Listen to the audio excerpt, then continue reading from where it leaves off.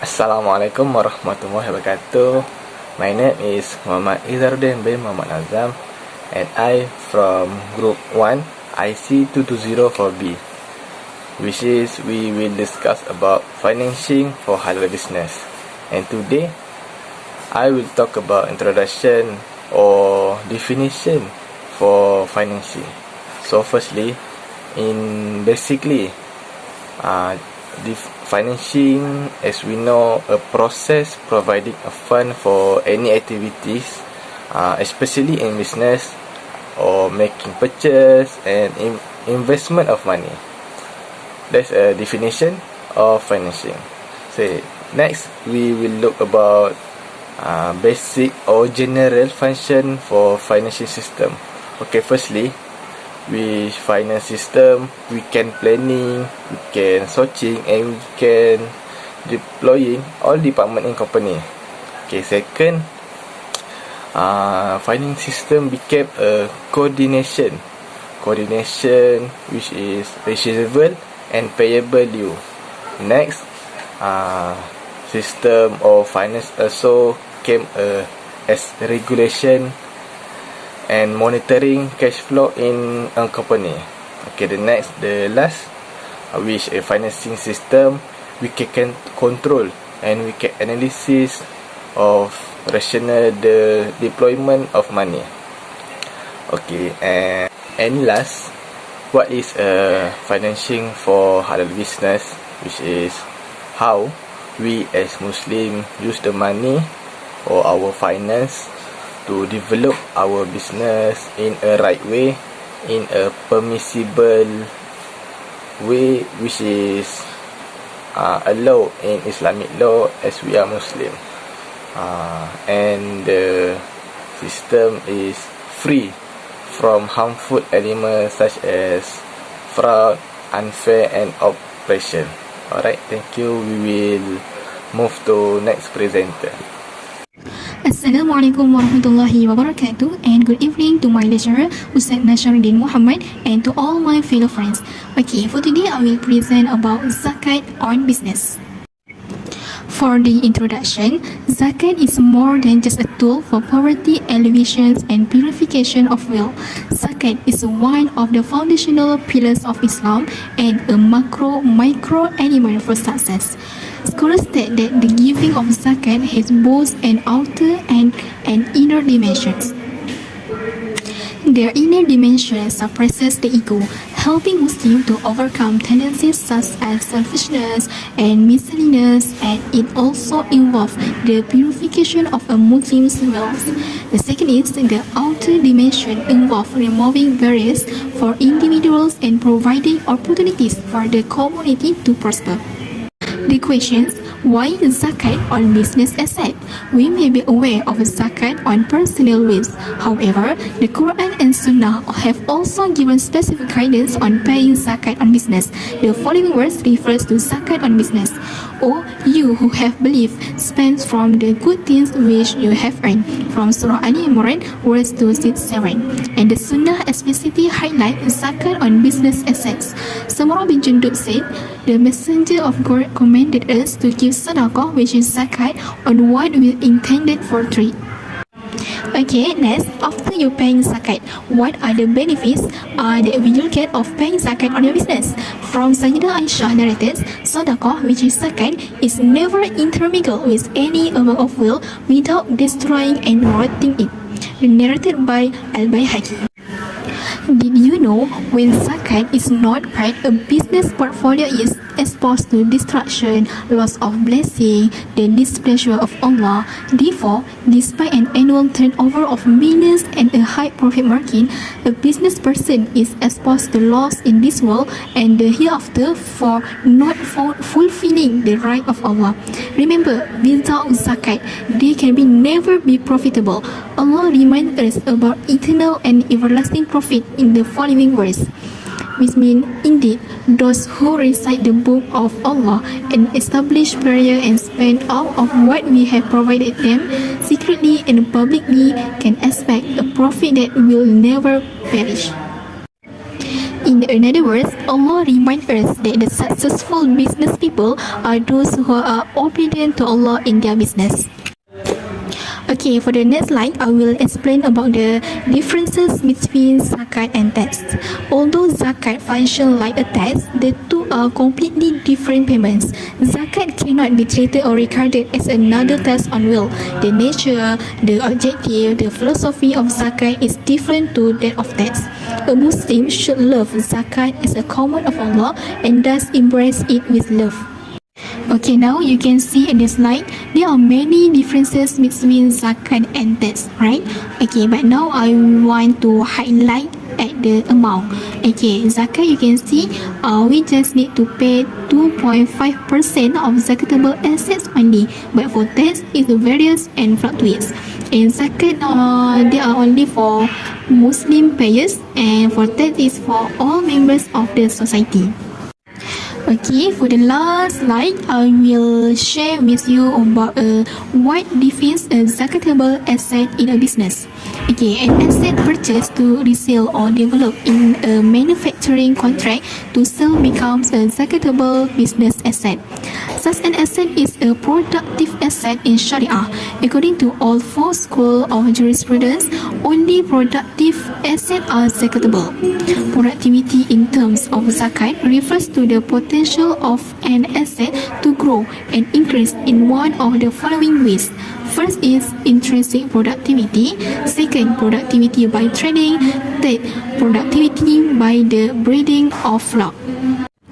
Okay, last but not least, for your information, gold, silver, and their substitute currencies are intrinsically and naturally productive. Therefore, no intention or need of trading is required for them, and they are always zakatable assets in themselves. Other assets, excluding animals pastured for their meal and offspring, such as stock and inventory, require an intention to sell for it to become productive wealth. This intention of sale must be made at the time of commutative acquisitions. Then, as long as the intention for sale remains, the business asset remains productive wealth and continues to be zakatable. Just it from me. Thank you for your attention. Assalamualaikum warahmatullahi wabarakatuh. My name is Abdullah Iqbal bin Makno. My matric nama 2020602744. Okay. Today I want to explain about factor influencing business zakat compliance. In knowing the factors that influencing business zakat compliance, it is based on one behavior to understand business zakat compliance. Okay. Based on the Journal of Emerging Economic and Islamic Research, they are small and medium-sized entrepreneurs who pay zakat because they have a relationship between religion and business zakat compliance behavior. Okay, religion is one of the factors that explain human behavior. In Islam, it refers to practice or action of the individual based on three principles in Islamic life, namely Sharia, Islamic and regulations, Aqidah, principle of belief and morals. Okay, good Muslim, whose morals will be based on faith and Sharia in complying with the obligation to pay zakat. In addition, to find out more deeply, there are several studies that have been made before about the behavior of adherents in the zakat environment, consistent of three aspects. First, look at the behavior of traders adherents to business zakat, which is different from the salary zakat environment. Second, previously in the field of zakat was only seen in intention and not seen in the role of intention in understanding one's behavior. Okay, third, looking at the perceived role of behavioral control not only in the behavioral intentions of a person but also in its relationship to behavior of obedience. Okay, therefore this will bring out the theory of planning behavior in the business zakat environment, and it also contributes to a clear understanding of the rule or factors of perceived behavioral control over intention and behaviors that occur directly. What is a theory of planning behavior? Okay, it is a good general model for understanding the treatment of a person. This theory explains that the conduct of an intention depends on the intention. Intention is also a preparation and an indication of the extent of a person's willingness to do something. Okay, in the context of the payment of zakat, the business decision to pay zakat to the zakat office depends on its intentions. Okay, next about calculation of zakat business. Okay, calculation of zakat business is a process to taxable assets such as gold, silver, cash, saving, business asset and so on. Okay, the amount of zakat payable will be determined after calculating the net asset value of a person. Okay, it is then worth nothing.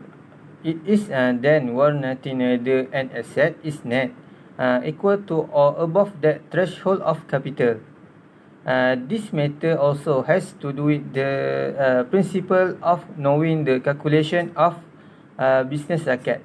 Okay, nisab is the smallest or minimum amount of property that serves as a threshold to decide whether zakat is obligatory on an individual. Okay, if the property owned by a person is more than a minimum, it means that the person is eligible to make zakat payment in that year. If it's lacking, then it is not necessary to make a zakat payment. Next, how to know how to calculate zakat? Okay, number one, calculate or total up all sources of income. Okay, total up all asset consistent of example cash plus gold and silver plus gifts all to you plus investment properties plus investment and saving fund plus shares and stock plus business asset equal to total income. Okay, number two, calculate the amount of immediate needs and living expensive. Okay, example, this all you plus personal and subsistence expenses plus business expensive equal to living expensive. Okay, number three, calculate the amount of zakat asset. Okay, example, total income or your total income minus living expensive equal to your zakatable wealth. Number four, check if it exceed the threshold for relative. Okay, if the person decide to use gold or silver for the discount, it is necessary to know the cash value during the discount threshold. If the zakat property is more than the nisab threshold, then you can proceed to the next step. Okay, and lastly, number five, okay, calculate how much zakat needs to be paid. Okay, example, zakat property multiply 2.5% equal to the amount of zakat you owe for the year. Okay, that's all for me. Okay, I will pass the next presenter. Thank you. Assalamualaikum warahmatullahi wabarakatuh. My name is Nur Adila binti Muhammad Yaakob. Now I will explain about Sharia compliant financing method. Basic principles of Islamic finance. As we all know, Islamic finance strictly complies with Sharia law. In Sharia law, there are certain activities that are prohibited in business. First is riba. Riba is paying or charging an interest. Islam considers lending with interest payments as an exploitative activity that favors the lenders at the expense of the borrower. The second one is gharar. Gharar is uncertainty and risk. The rules In Islamic finance, bank participations in contracts with excessive risk and or uncertainty. The term gharar measure legitimacy of risk or uncertainty in investment. The third one is maisir. Maisir is speculation. Islamic is strictly prohibited any form of speculation or gambling, which called maisir. Thus, Islamic financial institution cannot be involved in contracts where the owner of good depends on an uncertain event in the future. And last but not least, investing in business involved in prohibited activities such as producing and selling alcohol or pork that are prohibited in Islam. The activities are considered haram or forbidden because it is prohibited. Therefore, investing such activities is likewise forbidden. Islamic finance instruments. First is partnership contract, which is mudarabah and musyarakah. Mudarabah is profit and loss sharing partnership. Mudarabah is an agreement where one partner, which is Rabbul Mal, provides the capital to another partner, known as Mudarrib, who is responsible for the management and investment of the capital. The profits are shared between the parties according to the pre-agreed ratio. Second one is musyarakah. Musyarakah is a profit and loss sharing joint venture. Musyarakah is form of a joint venture where all the partners contributes capital and share the profit and loss the pro rata basis. The major types of these joint ventures are diminishing partnership and permanent musyarakah. Next is murabaha. Murabaha is agreements that will be for the delay of sale of products at cost plus a fixed profit markup, in which one party, the seller, buys items at cost from one seller and offers them to another party, which is the buyer, at cost plus an agreed profit markup. Ijara, also known as leasing, where the agreements are similar to traditional lease agreements wherein the lessor provides periodic rental payments to the lessor in exchange for the use of an item. Both ijara and murabaha are debt-based instruments. They pose a lower risk than equity-based securities. As a result, their fund costs are reduced. These two are in the category of non-profit and loss contracts that commonly utilized to fund consumer and business loans. And the last one is sukuk. I will not explain about sukuk because the next presenter will explain more detail about sukuk. And the last one from me is investment vehicle. First is equities. Equities is not be involved in activities prohibited by Islamic laws. And second is fixed income instruments, which equivalents of bonds called sukuk. Assalamualaikum warahmatullahi wabarakatuh. My name is Muhammad Muaz bin Zainuddin. Number ID student 2020819912. Okay, today I want to present about a type of sukuk in Islamic capital market. Okay, firstly is a sukuk murabah. Sukuk murabah is a debt financing contract where the financer will buy the asset that a person need and then sell them to the buyer at a price that cover the original cost and profit margin. About the mode of payment will be made in a different manner within the agreed short period. This sukuk murabah is is almost the same as the principle of sukuk al-bai'u bi-thaman al-ajil. Only the repayment period is longer than the principle of sukuk murabah. Okay, next slide is sukuk ijarah. Sukuk ijarah is a contract in which the asset owner, meaning is a lessor, agrees to lease the asset to the lease in a lease agreement for a specific lease period. However, the ownership of the asset is not transferred and always remain with the lease. Usually, this sukuk ijarah is in the form of equipment, building, and machine. A simple example can be taken here is that party A want to rent the house of party B. Then party B agrees to rent the house to party A. However, the name of the owner of the house remain with the name of a party A.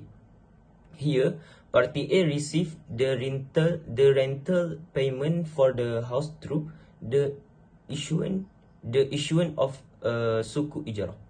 When party B has paid the rent to almost equal the price of the rental house, then party B can request to change the name of the home owner in his name. Then party A agrees to change the name of the right owner of the house to party B. Thus, party B can sell the house in the second market without any hindrance. Okay, next slide is sukuk al-wakalah. Generally, it is a contract in which a party allows another party, meaning is usually an agent or wakil, to act on behalf of the investor based on agreed terms and condition for as long as he or she is alive. Often the representative or agent of a company is subject to this sukuk al-wakalah. And here too, wakil is appointed to manage the wakalah portfolio with the aim of obtaining agreement on the profit return of a business. This is because the company may have an unavoidable problem and send their representative or agent to invest. Okay, next slide is sukuk mudharabah. Sukuk mudharabah is a profit sharing contract between two parties, the investor and the issuer. All profit of both parties will be shared based on the agreed profit sharing ratio. In the case of losses of the investor company, all losses will be borne by the investor themselves. However, if due to negligence or mismanagement of the management of the partnership, then the loss will then be borne by the sukuk issuer itself. Okay, next slide is sukuk musyarakah. Sukuk musyarakah is a partnership contract between two or more parties to finance the business transaction of a company. This is where both parties contribute capital to the company's business. The sukuk can also be said to be a partnership between investor and sukuk issuer. This contract can be done in the form of currency or use item for the purpose of financing the company's effort. In fact, the profit and losses of a business will be distributed based on the partnership ratio that has been agreed by the investor. Okay, next slide. Lastly is sukuk al-qardu al-hasan. Sukuk al-qardu al-hasan is a debt financing that is different from other sukuk because it is a welfare loan contract. The investor or borrower can pay more than the loan on their own volition as a sign of appreciation to the issuer of this sukuk.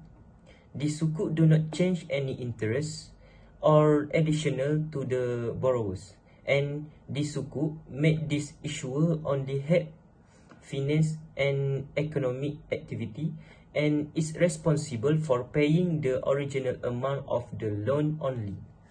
Alright, that's all from me. Thank you.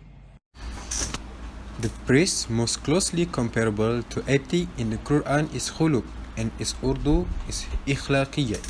The Quran also utilized the variety of terminology to convey the notion of goodness.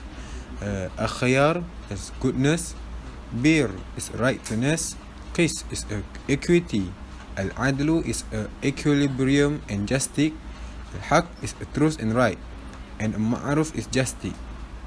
In all spheres of human existence, Islam lays the greatest emphasis of ethical ideals.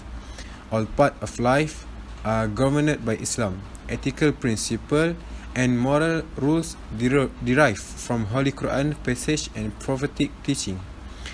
Throughout the Holy Quran and various teaching of the Prophet, Islamic teaching emphasizes the need of adhering to the ethical and moral principle. Allah said in Surah Al-Imran, you are the best of people evolved for mankind, enjoining what is right, forbidding what is wrong, and believing in Allah. The Prophet Muhammad SAW demonstrated to us how to be successful Muslim merchant. He had a stellar reputation in the business. Many individuals in Mecca, including opponents, were used to being honored. His genius,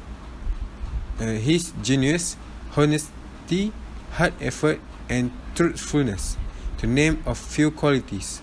Our beloved Prophet Muhammad SAW has constantly highlighted the need of fair transaction with consumer. Rasulullah SAW said, Allah showed mercy to a person who kindly when he sells, when he buys, and when he claims.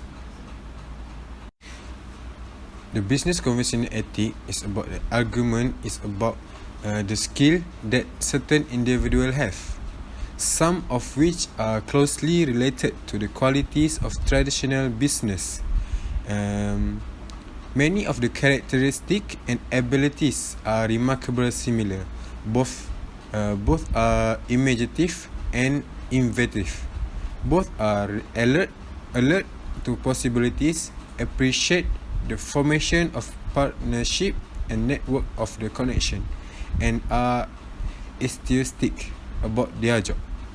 However, unlike the commercial entrepreneurs, social entrepreneurs have a goal to have a positive social effect and to promote social justice. Their priorities are social effect rather than financial profit.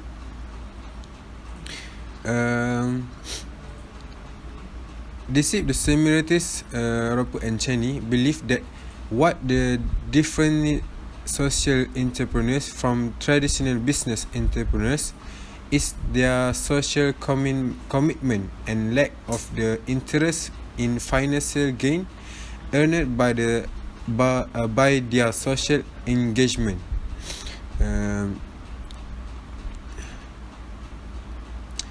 The social entrepreneurs create change with support. The statement is used to be Johnson in 2003.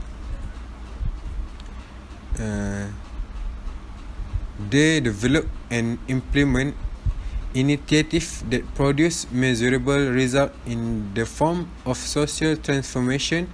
Social entrepreneurs use a variety of commercial skill and expertise. Nevertheless, their motive and goals differ.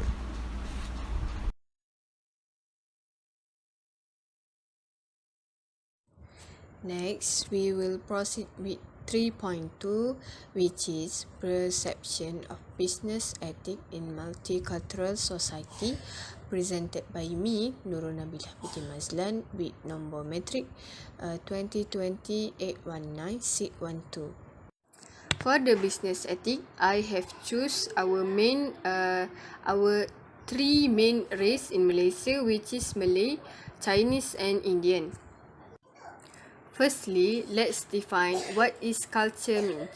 Culture can be defined as the customary belief, social form, and material traits of a racial, religious, or social group. Culture also can be defined as a value and belief of a community and particular group and followed by its member. This means that every belief and norm can influence the behavior of the community. For Malay culture, the youngsters cannot speak in a high tone to the elders as it is considered as rude and disrespectful to the others.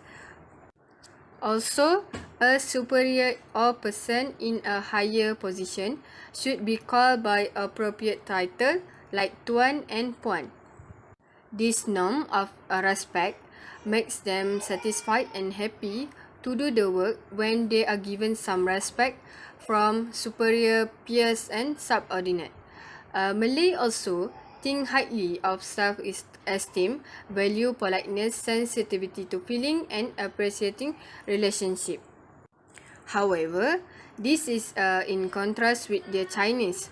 Chinese are driven by financial reward. They really value hard work or diligence, pragmatic, wealth or property. Strictly mentioned, the Chinese emphasize the respect for superstition. The relationship between superior and subordinate was based on a Confucius idea.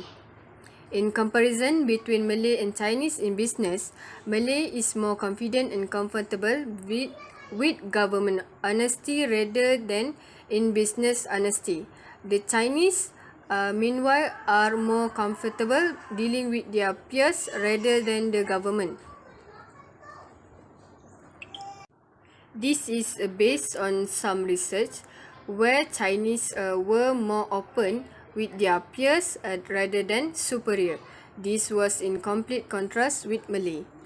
Lastly, for the Indian highly value for their loyalty, hard work and organization abilities. For the example, the Indian manager was very loyal. They are willing to sacrifice themselves for the firm and their bosses. Besides that, the Indian manager is also willing to change the ethic to suit the situation. For instance, to achieve the organization objective, they can use sama, which is conciliation, dharma, bribery, and danda, punishment. This value was known in India. However, it can be similar in overall attitude of Indian in Malaysia to some extent.